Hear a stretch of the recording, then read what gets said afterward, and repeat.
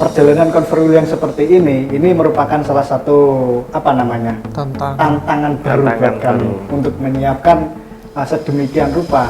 Bahasanya bukan karena kita ingin mengelabui masyarakat dan juga media, bukan, tapi ini merupakan beban moral bagi kita bahwasanya kita ini adalah kader IPNU yang berada di tengah-tengah masyarakat, dan tentu ini menjadi sorotan ketika kita bahasanya tidak mengikuti peraturan yang ada. Terkadang kalau kita berbicara tentang aktivis-aktivis IPNU di tengah-tengah lingkungan masyarakat ini kan menjadi role model, menjadi panutan dari pemuda-pemuda yang lain. Wah, ini IPNU, tentu ini dianggap sudah memiliki kapasitas yang matang yang berada di tengah-tengah masyarakat. Nah, jadi hal inilah yang akan terus kita jaga, marwah baik IPNU yang harus kita jaga di tengah-tengah masyarakat. Converwheel masih bisa berjalan dengan maksimal dengan tujuan-tujuan yang ada, akan tetapi nama baik IPNU di tengah-tengah masyarakat ini juga kita jaga betul.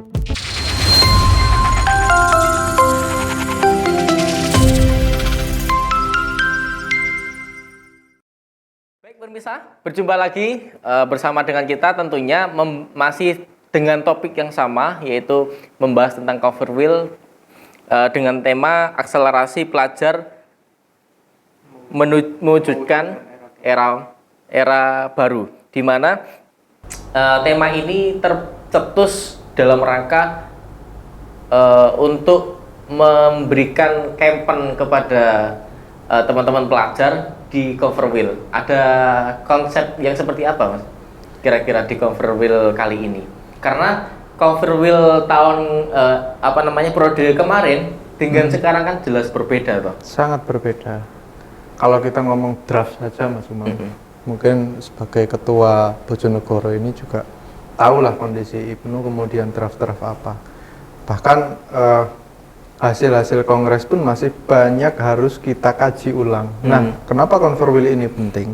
Dan kenapa kita tetap berusaha meneruskan estafet perjuangan di skala badan otonom, yakni Ikatan Pelajar Nahdlatul Ulama, bahwa ini penting untuk dilakukan karena draft-draft yang dulu kita ngomong kaderisasi, kita ngomong pengembangan organisasi, kita ngomong inovasi-inovasi dan gagasan-gagasan yang harus kita paksakan pelajar untuk produktif.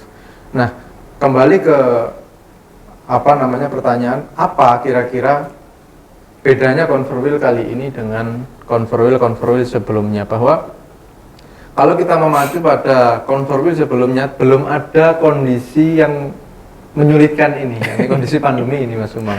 Artinya kita ditantang sebagai pelajar, sebagai struktural organisasi di lingkungan Nahdlatul Ulama untuk terus mengembangkan potensi. Nah, pentingnya forum permusyawaratan ini, bagaimana gagasan-gagasan pelajar se-Jawa Timur kita kumpulkan jadi satu dengan protokol kesehatan yang ketat, Mas Umam. Jadi ada beberapa himbauan dari kami panitia. Yang pertama, berangkat dari rumah harus membawa surat sehat. Kemudian rekan Irfan hasil komunikasi juga dengan siapa kemarin rekan? Dengan Pemkab Bojonegoro. Pemkab ke Dinkes. Nah, ada swab ya rekan.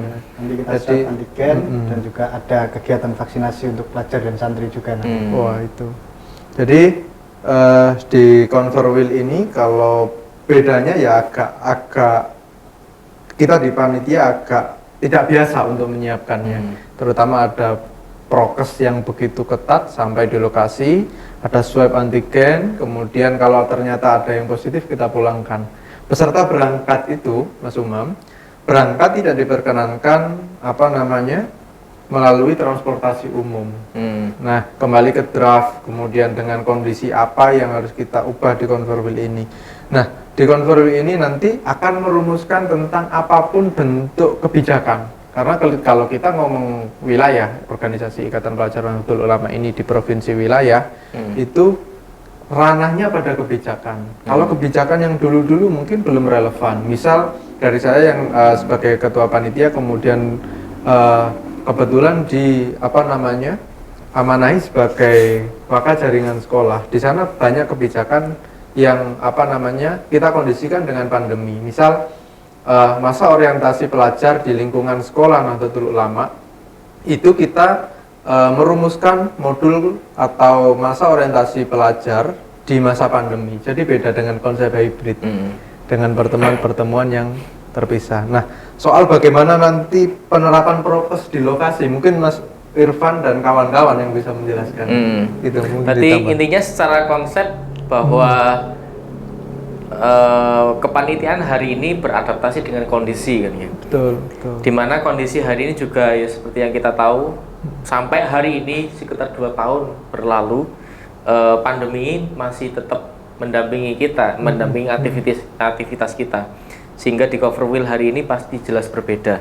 Nah, tadi yang jenengan sampaikan kesiapan proses pelaksanaan, proses perjalanan tamu ya, proses perjalanan teman-teman atau rekan cabang menuju ke tempat tidak boleh menggunakan transportasi umum. Ini terus teknisnya nanti seperti apa? Teknisnya kita arahkan untuk berangkat misal dari Banyuwangi, Jember, kemudian sampai beberapa kabupaten di wilayah timur Provinsi Jawa Timur. Kita instruksikan kepada cabang-cabang untuk berangkat menggunakan kendaraan pribadi. Dengan terbatas, kemudian ada larangan romli. Biasanya kan kalau Converwheel, kemudian kongres itu banyak yang berangkat dari wilayah sekitar, itu kita larang. Benar-benar Converwheel yang tertutup. Itu pun nanti konsepnya hybrid, Mas Umam. Jadi ada satu tempat, di tempat pembukaan ada sendiri, tempat komisi ada sendiri, itu tidak saling berinteraksi peserta itu. Jadi terpisah-pisah. Nah, tempatnya berarti dimana? Membutuhkan ruang yang sangat luar biasa banyak ya? Banyak. Ini mungkin Mas Irfan yang tahu nanti pembagiannya di mana tempatnya. Karena gitu. di komisi setiap persidangannya beda tempat kan ya? Betul. Iya, dan betul. itu dilaksanakan dalam satu tempat waktu yang sama. Nah, bagaimana rekan Irfan menyiapkannya? Ya. Ini jelas sampai merasa kebingungan nggak? Ya memang Converwheel ini bisa dibilang adalah suatu Converwheel dengan konsep yang baru ya. Nah, dalam artian kalau memang sebelumnya kita terfokus hanya di satu titik untuk pelaksanaan Converwheel, nah hari ini kita harus bisa memecah belah komisi-komisi yang ada di Converwheel. Kemarin konsep yang dibawa oleh teman-teman dari pimpinan wilayah ini sangat baik. Jadi konsep yang ditawarkan adalah kita menggunakan konsep hybrid, yang artinya kita masih bisa terkoneksi melalui jaringan. Nah, akan tapi tempat kita itu terpisah-pisah dari masing-masing komisi. Jadi yang kita siapkan ada tiga titik kumpul, yang nanti 3 titik kumpul ini akan terkoneksi menjadi satu melalui tim media yang sudah disiapkan oleh teman-teman dari panitia wilayah yang berkolaborasi juga dengan kita, teman-teman dari pimpinan cabang. Nah, itu. Nah, perjalanan Converwheel yang seperti ini merupakan salah satu tantangan baru buat kami untuk menyiapkan sedemikian rupa. Bahasanya bukan karena kita ingin mengelabui masyarakat dan juga media, bukan, tapi ini merupakan beban moral bagi kita, bahwasanya kita ini adalah kader IPNU yang berada di tengah-tengah masyarakat, dan tentu ini menjadi sorotan ketika kita bahasanya tidak mengikuti peraturan yang ada. Nah, jadi terkadang kalau kita berbicara tentang aktivis-aktivis IPNU di tengah-tengah lingkungan masyarakat ini kan menjadi role model, menjadi panutan dari pemuda-pemuda yang lain. Wah, ini IPNU, tentu ini dianggap sudah memiliki kapasitas yang matang yang berada di tengah-tengah masyarakat. Nah, jadi hal inilah yang akan terus kita jaga, marwah baik IPNU yang harus kita jaga di tengah-tengah masyarakat. Nah, dan tujuannya apa? Converwheel masih bisa berjalan dengan maksimal dengan tujuan-tujuan yang ada, akan tetapi nama baik IPNU di tengah-tengah masyarakat ini juga kita jaga betul gitu. Nah, itu yang terpenting bagi kita. Betul.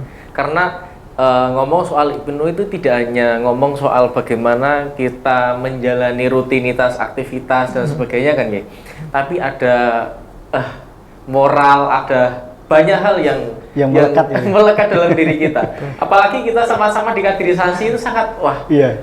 Jadi bahasanya kalau kita mungkin memakai jas alma mater IPNU dengan memakai kaos biasa, ini rasanya sudah berbeda. Iya. Saya pakai baju biasa karena berganti peran.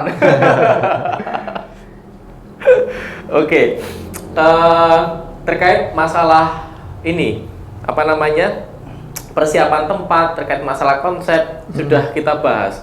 Sehingga selanjutnya adalah persiapan untuk proses pelaksanaan.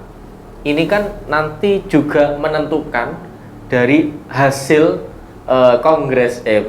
hasil konferensi, hasil apa namanya, Conferwheel kan ya. Hasil Conferwheel ini nanti akan menentukan estafet perjalanan selanjutnya. Maka ini juga dianggap penting bagi pelajar, momen yang sangat luar biasa ditunggu-tunggu di setiap periode berjalannya organisasi. Nah, kira-kira nih rekan Muhammad untuk menjadikan Conferwheel ini sangat maksimal, ada usaha-usaha tertentu atau gimana? Misalkan contoh, saya setiap malam tahajud Mas untuk saya setiap malam poso Senin Kemis dalam rangka menyukseskan Conferwheel. Ya, semuanya itu kan ya tergantung apa namanya ikhtiar kita. Artinya kalau saya diamanahi sebagai panitia Conferwheel ini, awalnya memang berat karena sudah berkomunikasi. Saya itu sempat konsultasi dengan senior yang dulu sebagai ketua panitia juga. Panitia Conferwheel itu pegel, bahasa Jawanya gitu. Artinya sebagai panitia Conferwheel itu lelah. Sampean kok mau? Ya gimana lagi, ini khidmah gitu kan. Dibayar nggak? Ya enggak lah. Kalau kehilangan iya. ya sebagai bentuk pengabdian kita sebagai kader, sebagai pelajar. Siap. Apalagi saya ini terakhir Mas Umam. Duh, besok nggak lagi? Iya, sudah usianya. Ini paling tua dari teman-teman. Oh iya, paling tua. Ya, alhamdulillah kalau sudah menyadari. Jadi ini sekaligus bukan memotivasi Mas Umam. Pamitan. Ya pamit sekaligus memohonlah kepada teman-teman nikmatnya berproses di IPNU. Artinya tiba-tiba loh, saya usianya sudah habis ya. Kalau masih diberikan kesempatan seperti rekan Irfan, masih ada waktu untuk berkhidmah 3 tahun ke depan di PW IPNU Jawa Timur ini, tentu kita terus ingin berkhidmah. Artinya, nah, dengan demikian apa namanya, rekan-rekan yang masih ada kesempatan di bawah ini agar bisa berkompetisi dengan baik, kemudian bisa berkolaborasi bagaimana untuk membangun IPNU di skala cabang, anak cabang, ranting, komisariat, atau di skala wilayah. Apalagi hal menarik yang kita dapatkan di PW IPNU Jawa Timur ini sebagai barometer utama. Kalau kita ngomong NU, kalau kita ngomong IPNU ya di Jawa Timur kan gitu Mas Umam ya. Nah, ini menjadi hal yang menarik lah. Artinya bentuk ikhtiar kami dari panitia. Kemudian kalau ngomong apa kiat-kiat khusus untuk menjadi panitia, itu ya ngalir saja, yang penting khidmah yang penting khidmah dan mencari berkah gitu. Iya betul. Nah, IPNU kan identik dengan keterpelajaran sih.